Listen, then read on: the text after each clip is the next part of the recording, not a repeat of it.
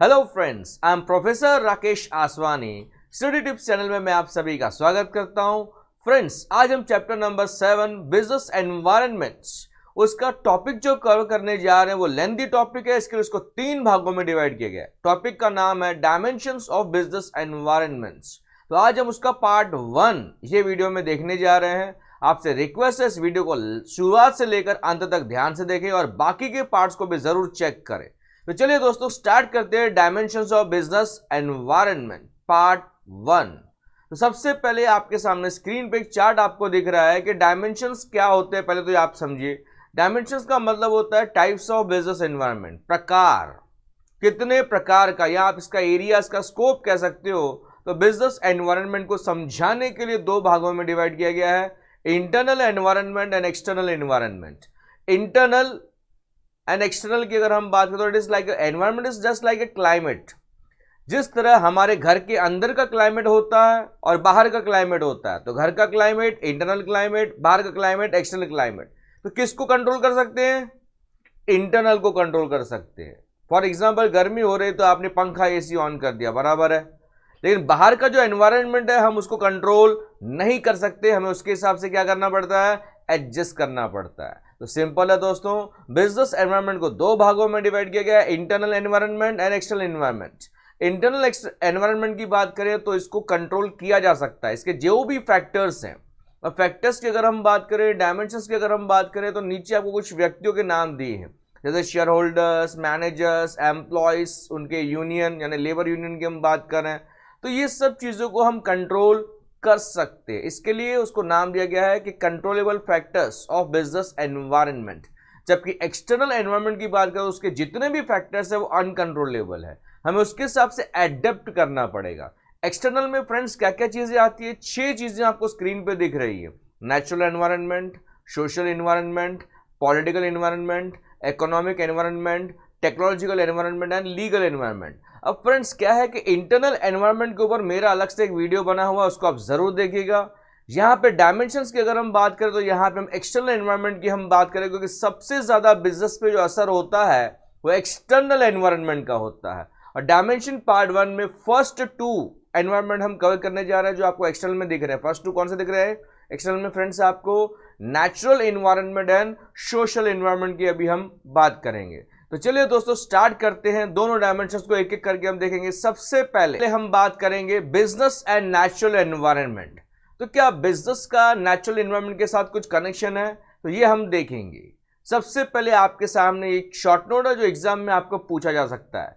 जितने भी manufacturing units हैं, ज्यादा करके उनका जो रॉ मटेरियल वगैरह आता है वो कहां से आता है? नेचर से आता है। नेचर हमें कई सारी चीजें प्रोवाइड करता है। तो इनपुट यानी जो रॉ मटेरियल है वो कहां से आ रहा है? नेचर से आ रहा है। तो रॉ मटेरियल हो, वाटर हो, फ्यूल हो, कई सारी चीजें नेचर हमें प्रोवाइड करता है।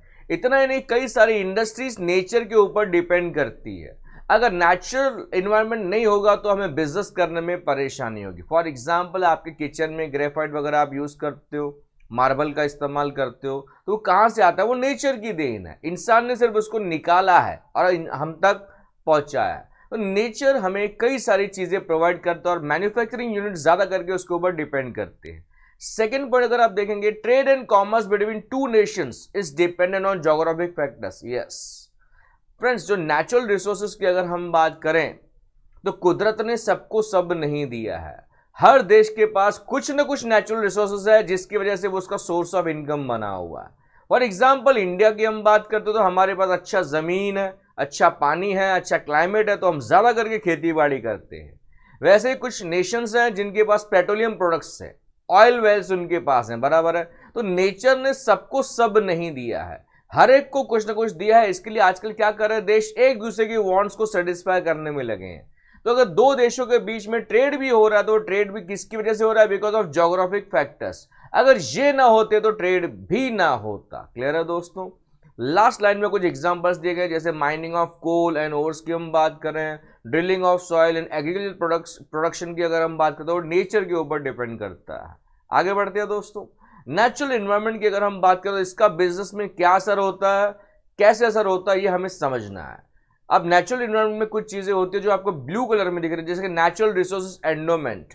यानी हमारे पास कितना स्टॉक है नेचुरल रिसोर्सेज का, हमारे देश में वेदर एंड क्लाइमेटिक कंडीशंस कैसे हैं, topographical factors and location aspect, ये चीज़ें कहाँ पर है देश में, कौन सी लोकेशन पर है, तो ये सब चीज़ों का ना असर होता है। अकॉर्डिंगली हम हमारा मैन्युफैक्चरिंग यूनिट वहाँ पे लगाते हैं।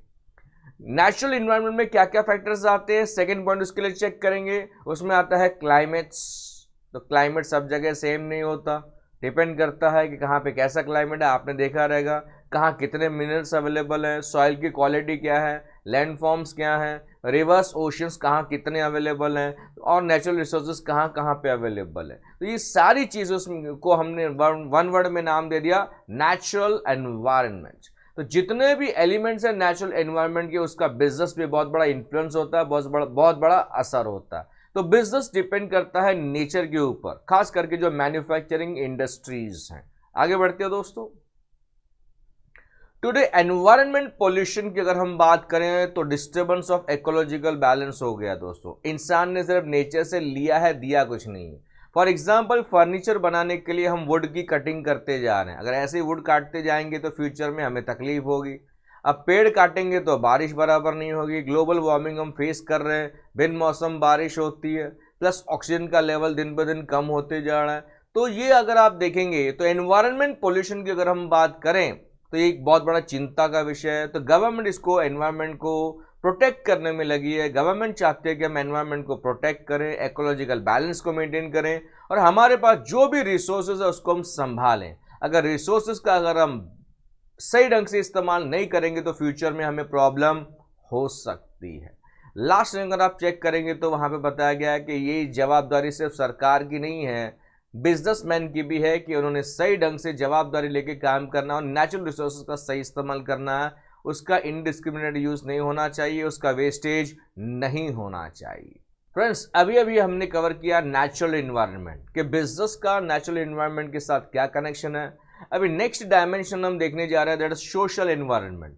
एग्जाम में क्या होता है, किसी भी टॉपिक के ऊपर आपको अलग से शॉर्ट नोट पूछ सकते हैं। इसके लिए स्क्रीन पे लिखा हुआ है short note on social environment.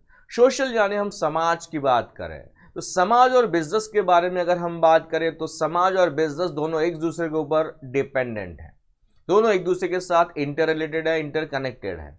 Businessman बगैर समाज के नहीं चल सकता, क्योंकि बिजनेसमैन समाज से ही प्रॉफिट कमाता है, और businessman is a part and parcel of society, वो भी समाज से ही आता है। समाज भी बिजनेसमैन के ऊपर डिपेंड करता है, क्योंकि समाज के सारे वांट्स कौन सेटिस्फाई करता है, बिजनेसमैन सेटिस्फाई करता है। तो आजकल क्या हो रहा है, जो समाज है उसका थिंकिंग, उसका एटीट्यूड बदल रहा है। तो पहला पॉइंट वही है, social attitude is important for business. अब क्या हो गया, समाज में समय रहते बहुत सारे बदलाव देखने को मिले, लोगों का लाइफस्टाइल, खान पीन, सोच एक्सेट्रा बदल गया है। तो बिजनेसमैन को वो हिसाब से एडजस्ट करना होगा, कोप अप करना होगा, वो हिसाब से उन्होंने अपने प्रोडक्ट में चेंजेस लाने होंगे, क्योंकि समाज में बहुत बड़े बदलाव देखने को मिल रहे हैं। सेकेंड पॉइंट में आपको ऑलरेडी बता चुका हूं कि modern business is a social system, it is a part of larger social system. Already बताया कि बिजनेसमैन समाज का एक हिस्सा है। तो there should be reciprocal relationship between business and society, यानी दोनों एक दूसरे के ऊपर डिपेंड करते हैं, समाज बिजनेस के ऊपर और बिजनेस समाज के ऊपर। तो बिजनेस ने उस तरह से काम करना है, उस तरह से सोशल एनवायरनमेंट के हिसाब से एडेप्ट करना है। एडेप्ट का मतलब होता है फ्रेंड्स एडजस्ट करना है। समाज के लोग क्या चाहते हैं उनके हिसाब से अगर हम काम करेंगे तो बिजनेस में हमें सक्सेस मिलेगा। C next, another feature which affects the business is the class structure of the society. अब सोसाइटी को ना कई क्लासेस में डिवाइड किया गया है, जैसे इकोनॉमिक यानी poor class, middle class and high class. तो क्या क्लास है लोगों का, ये समझना बहुत जरूरी है। वो हिसाब से प्रोडक्ट मार्केट में इंट्रोड्यूस करने होते हैं बिजनेसमैन। क्लास स्ट्रक्चर किन चीजों के ऊपर डिपेंड करता है, इंसान का क्लास कैसे बनता है, उसके लिए सेकेंड पॉइंट में कुछ ब्लू कलर में चीजें दी गई है, जैसे कि आप क्या ऑक्यूपेशन में इन्वॉल्व हो, आप क्या काम करते हो, आपका एजुकेशन का लेवल क्या है, आपका कमाई यानी इनकम का लेवल क्या है, आपका समाज में क्या स्टेटस है, दैट इज सोशल स्टेटस, आप किस तरह से जीवन जीते हो और आपका लाइफ के प्रति क्या एटीट्यूड है, आप किस तरह से खर्च करते हो, आपका काम और सोशल रिलेशनशिप किस प्रकार का है। तो ये सारी चीजें बिजनेस पे असर करती है। वो हिसाब से हमने मार्केट में प्रोडक्ट इंट्रोड्यूस करने होंगे ताकि हम इनकी वांट सेटिस्फाई करके अच्छा खासा प्रॉफिट अर्न कर सके। Every society develop its own culture. हर सोसाइटी का ना अपना अपना कल्चर होता है। अब क्या होता है, समाज में कई सारी जो है कास्ट के लोग रहते हैं, तो हर एक का अपना अपना कल्चर होता है, हर एक के अपने अपने customs, traditions, values, belief etcetera होते हैं। तो वो हिसाब से बिजनेसमैन को ध्यान में रखते हुए ना अपने प्रोडक्ट को इंट्रोड्यूस करना है। समझाने के लिए सेकंड पॉइंट में देखिए, जैसे कि अगर हम बात करें क्या क्या फैक्टर्स आते हैं सोशल इन्वायरमेंट में, हमारे कस्टम्स, हमारे ट्रेडिशंस। फॉर एग्जाम्पल, हर शनिवार आपके दरवाजे के बाहर क्या टांगा जाता है? नींबू मिर्ची। क्या है नींबू मिर्ची? इंडियन एंटीवायरस, बराबर, नजर ना लगे। तो अब जो लोग इन चीजों में बिलीव करते हैं, सीधी सी बात है, बिजनेसमैन को बिजनेस करने का मौका मिल रहा है कि शनिवार के दिन नींबू मिर्ची मेरे को भाई लगाने को मिलेगा। कुछ लोग तो व्हीकल पे भी लगाते हैं, नया व्हीकल लिया वहां पे भी लगाते हैं। तो ये लोगों की बिलीफ है, ये लोगों के कस्टम्स एंड ट्रेडिशन है जो कई जमाने से वो फॉलो करते आए हैं, जिसकी वजह से उनको बिजनेस करने का मौका मिलता है। शनिवार के दिन कभी मार्केट में जाइएगा, आपको नींबू ज्यादा दिखेंगे ही नहीं। क्यों नहीं दिखेंगे? सब दरवाजे पे टंगे हुए रहेंगे। तो कभी भी चाहिए तो पड़ोसी का दरवाजा आप यूज कर सकते हो, सॉरी, पड़ोसी के दरवाजे पे जो नींबू मिर्ची लगा है उसको आप यूज कर सकते हो। आगे मैं जवाबदार नहीं हूं, मजाक कर रहा था भाई, सोच समझ के काम कीजिएगा। आगे बढ़ते हैं। तो यहां पे हम बात कर रहे थे हमारे customs, traditions, values, ethics, beliefs, social trends, poverty का लेवल क्या है, लिटरेसी का लेवल क्या है, लाइफ एक्सपेक्टेंसी रेट क्या है, इंसान किस तरह से अपना बिहेवियर पैटर्न रखता है। तो ये सारी चीजें हमारे बिजनेस पे असर करती है और ये सारी चीजें सोशल इन्वायरमेंट में आती है। यानी समाज के लोगों की कई सारी चीजों को ध्यान में रखते हुए हमने प्रोडक्ट को बनाना है। आगे बढ़ते हैं, इसको समझाने के लिए इसके कई सारी चीजों को हम देखेंगे, एक एक करके देखते हैं।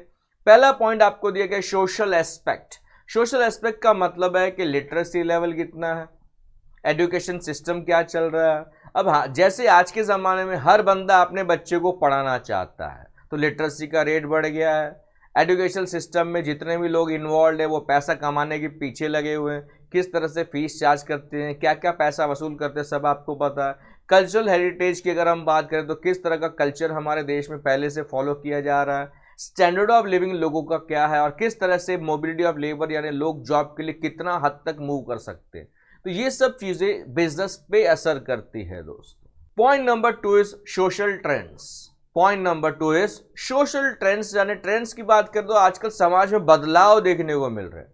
खास करके जो अर्बन पॉपुलेशन है, जो शहर में रहने वाले लोग हैं, वो ज्यादा से ज्यादा हेल्थ एंड फिटनेस कॉन्शियस हो गए। हेल्थ एंड फिटनेस कॉन्शियस जो लोग रहते हैं वो हमेशा अपनी हेल्थ का केयर करते हैं, जिसकी वजह से आज मार्केट में जिम ज्यादा ओपन हो गए। चप्पे चप्पे पे आपको जिम्नेजियम दिखाई देंगे। जिम करने से बॉडी फिट नहीं होती, जिम ज्वाइन करने से बॉडी फिट नहीं होती, जिम करने से फिट होती है। 90% लोग खाली पैसा भर के आते हैं और जिम नहीं करते। बाकी आपने देखा रहेगा, नहीं देखा तो कभी एक बार चक्कर लगाइए, आपको समझ में आ जाएगा। 10% लोग ही जिम करते हैं, बाकी 90% तो डोनेट करके आते हैं जिम को। तो उनको भी पता है कि हमें ये बेनिफिट मिलेगा। इतना ही नहीं, आजकल फास्ट फूड का ज़माना है, रेडीमेड का ज़माना है, तो आजू बाजू में कई सारी ऐसी दुकानें खुल गई हैं। वड़ा पाव की दुकानों की बात करें, मैकडी की बात करें, डोमिनोज की बात करें, पिज़्ज़ा हट की बात करें, जंबो वड़ा पाव की बात करें, गोली वड़ा पाव की बात करें, ऐसे कई सारी ऑर्गेनाइजेशंस हैं। जंबो किंग की बात करें, ऐसी कई सारी ऑर्गेनाइजेशन हैं जो कई सारी चीज़ें मार्केट में बेच रही हैं। बराबर है, क्योंकि ट्रेंड बदल गया है, लोगों को ये चीज़ें पसंद आ रही है और पब्लिक को वही देना है जो उनको पसंद है। तभी तो हमें बिजनेस में क्या होगा, ज़्यादा से ज़्यादा प्रॉफिट होगा। आगे बढ़ते दोस्तों, पॉइंट नंबर 3 सोशल वैल्यूज। मैं आपको ऑलरेडी बता चुका हूं, हमारे वैल्यूज, हमारे बिलीफ, हमारे कस्टम्स एंड ट्रेडिशंस की हम बात करें, हमारी जो विश्वास है उसके हिसाब से ना हम लोग काम करते हैं। मैं एक सिंपल सा एग्जांपल देता हूं। सुबह लोग पूजा करने के लिए असली घी से आरती का दिया जलाते हैं, सोचने वाली बात है। अब कोई भगवान ऐसा नहीं कहता कि आप ये घी से दिया जलाओ, ये इंसान की अपनी अपनी बिलीफ है, अपनी अपनी श्रद्धा है। बराबर, यस और नो। तो बिजनेसमैन को इसी चीज का फायदा मिलता है कि मेरा असली घी मार्केट में बिकेगा, क्योंकि लोग इस चीज में बिलीव करते हैं। सोचने वाली बात है। अगरबत्ती हम जलाते हैं भगवान को खुश करने के लिए, कोई भगवान नहीं बोलता मेरे लिए अगरबत्ती जलाना, लेकिन हम जलाते हैं क्योंकि हम बिलीव करते हैं। अच्छा, फ्रेग्रेंस किसकी पसंद का होता है दोस्तों? भगवान की पसंद का या अपनी पसंद का? बाकी आप समझदार हैं। तो बिजनेसमैन ने आपके लिए कई सारी चीजें इंट्रोड्यूस करके मार्केट में रखी है, क्योंकि हम कस्टम्स एंड ट्रेडिशंस में बिलीव करते हैं। उसी से कनेक्टेड है आपका लास्ट पॉइंट, जैसे कि हमारे देश में कई सारे फेस्टिवल सेलिब्रेट किए जाते हैं। गणपति का फेस्टिवल हो, दिवाली का फेस्टिवल हो, ईद हो, क्रिसमस हो, ये टाइम पे बिजनेसमैन को मौका मिलता है कि ज्यादा से ज्यादा बिजनेस करके क्या कमाए, प्रॉफिट कमाए, और अकॉर्डिंगली मार्केट में इस तरह के प्रोडक्ट्स लॉन्च हो जाते हैं और आपके सामने इंट्रोड्यूस किए जाते हैं ताकि आपकी जेब से हम ज्यादा से ज्यादा प्रॉफिट निकाल सकें, यानी पैसा अर्न कर सके। फ्रेंड्स, उम्मीद करता हूं कि ये चीजें मैं आपको अच्छे से समझा पाया हूंगा। फ्रेंड्स, अगर आपको मेरे वीडियोस देखनी है तो तीनों ऑप्शंस आपके सामने अवेलेबल है। पहला, हमेशा डिस्क्रिप्शन चेक करें, वहां पे कई सारे वीडियोस का लिंक दिया रहेगा। आप जिस वीडियो पे क्लिक करेंगे वो वीडियो ऑन हो जाएगा डायरेक्टली। दूसरा, आप मुझे इंस्टाग्राम पे फॉलो कर सकते हैं। Instagram ID is IMROC sir. क्या होता है, कई बार मैं जो वीडियो अपलोड करता हूँ तो उसका ट्रेलर मैं इंस्टाग्राम पे पोस्ट करते रहता हूँ। अगर लोगों को लगता है कि ये वीडियो उनके काम का है, उनसे रिलेटेड है, उनको देखना चाहिए, तो फिर वो यूट्यूब पे जाकर वो वीडियो देखते हैं। ये उनके लिए जो मेरे चैनल को सब्सक्राइब नहीं करते। आपने तो चैनल को सब्सक्राइब किया होगा, बेल आइकन भी दबाया होगा। अगर ऐसा किया है तो फ्यूचर वीडियोस का आपको नोटिफिकेशन मिलता रहेगा। अब जिनको ज्यादा वीडियोस देखनी है तो उनके लिए स्क्रीन पे सबसे ऊपर ऊपर कुछ लिखा हुआ है। जैसे ही आप मेरे चैनल स्टडी टिप्स पे क्लिक करोगे ना तो होम पेज ओपन होगा। उस पेज जो ओपन हुआ ना, वहां पे एक वर्ड दिखेगा प्लेलिस्ट, वहां क्लिक करना है। Chapter wise, standard wise videos बने हुए हैं। 11th के, 12th के, चैप्टर 1, चैप्टर 2, चैप्टर 3, इस तरह से कई सारे वीडियोस बने हुए हैं ताकि आपको ज्यादा वीडियोस ढूंढने में मेहनत ना करनी पड़े। Thank you all for your love and support.